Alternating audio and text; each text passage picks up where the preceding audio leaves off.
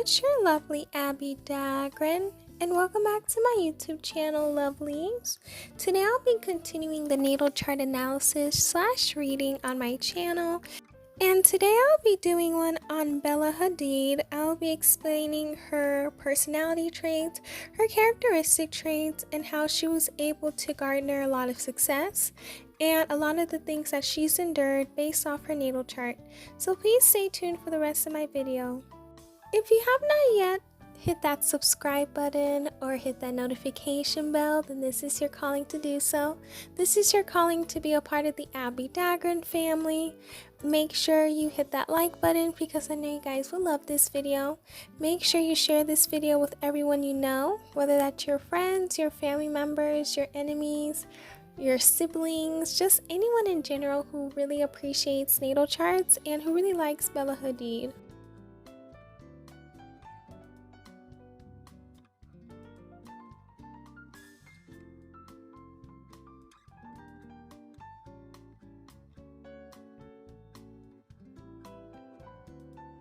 Bella Hadid was born on October 9th, 1996, so this qualifies her to be a Libra. And with this placement, she tends to be very graceful and a very magnetic person, so she loves to do gracious things for people, and she just has a lot of grace in her.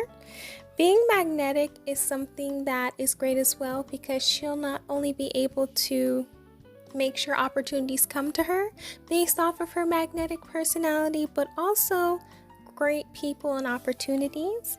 And she's also known for being social and charming, so having a social personality is something that correlates with Libras. They love to be around people and they love to just be social with people.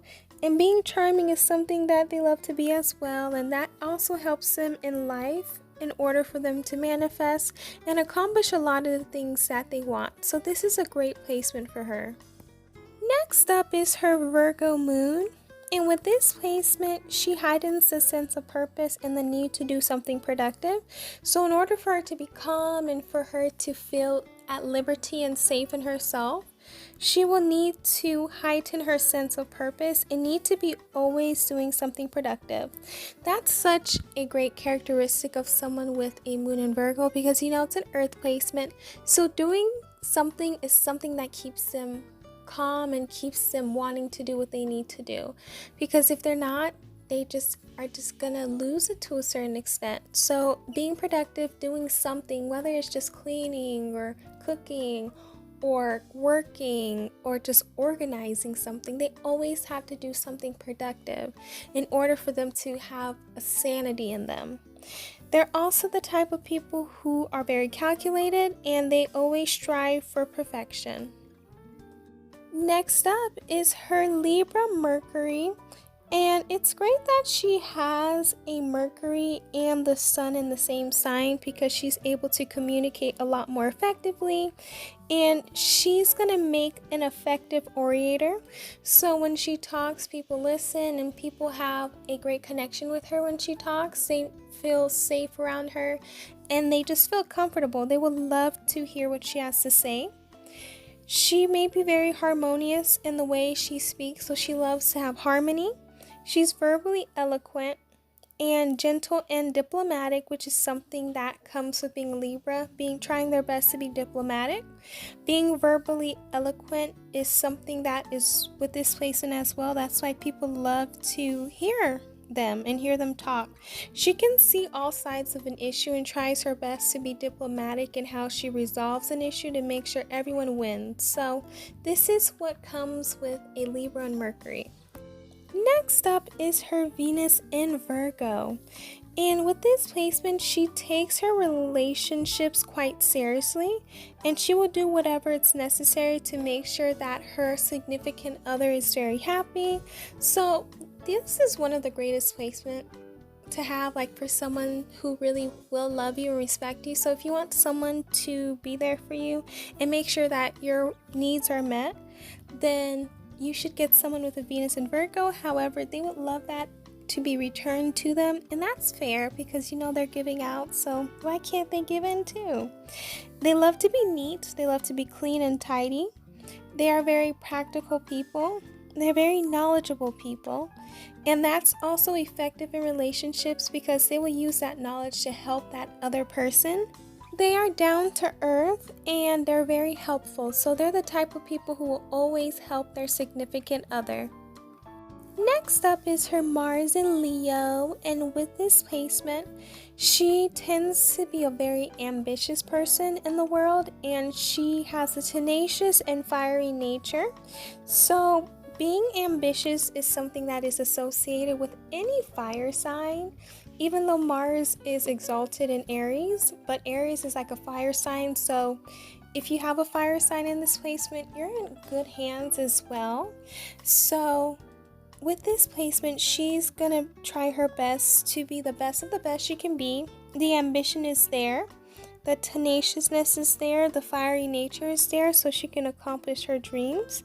However, she is a type of person that is also very nice, very generous, very passionate, and tries her best to be herself regardless of what other people may say about her or may do to her.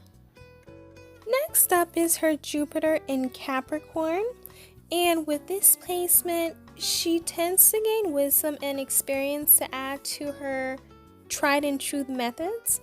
So with this placement, she is always learning. She wants to learn so she can figure out ways in life to be successful, figure out ways in life to be the best person she can be in regards to her career, in regards to her family life. She's always learning. She's never stagnant on that part of her life.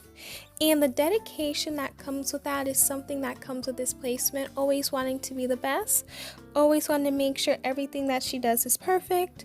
And having discretion for what is good and what's not good is also something that she will excel in, because with the wisdom that she has in regards to reading, she will know what to do and what not to do, and this can be used to her benefit. Next up is her Saturn in Aries, and with this placement, she tends to be more rational and thoughtful, and this can be used to her advantage in her career life. So being able to see the rationality in everything can be beneficial to her because she won't have to think about something in a way that she won't be able to understand it. Having diligence is something that will really help her and benefit her with this placement. Her being independent can also be attributed to this placement as well, and sometimes she can be fearful of other people, and this can restrict her to a certain extent because she won't be able to engage with the people she needs in order to excel in some places. So trying her best to read the room and read the people who are good and read the people who are not good can really benefit her, so she will be able to be social with the right people. Next up is her Uranus in Aquarius, and since Uranus is exalted in Aquarius, it's a great placement, and she's the type of person that takes up social causes and finds way of solving a complex issue such as poverty or justice not being served. If you do look at her history or you look at her social media, you do see her talking about social issues and taking up social causes because it kind of correlates with her placement, and you always see her advocating for people or advocating for people who can't advocate for themselves or advocating for people who she has a commonality with. And this is something that really is in her pathway because not only the placement, but just being able to have the platform that she has, she's able to shed light on a lot of things that a lot of people may not want to shed light on. Next up is her Neptune in Capricorn, and with this placement, she tends to focus on ways to increase her power, knowledge, and wealth and her influence, and this is done a lot using her social media. And with this placement, she uses it like through social media, through the media, through different ways to increase her knowledge and her wealth. And she's also a type of a generation that really talks about work. They love to work. They love to make sure that working is something that people talk about, practicality, and having the ability to attain goals, but at times she is selfless and she's very giving. So there's like a balance with this placement that is very great. And even though at times it may be difficult for her to attain her goals, she's going to make sure she attains them regardless of what needs to be done.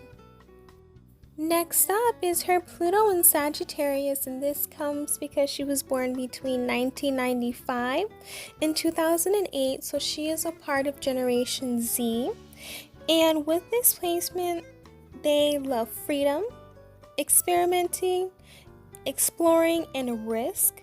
So they contribute to society, optimism, the thrill of living, and possibilities. At times, with this in mind, this can lead to failures and losses, because if you're just playing, then, and you're not balancing it out, then you won't be able to make a lot of successes.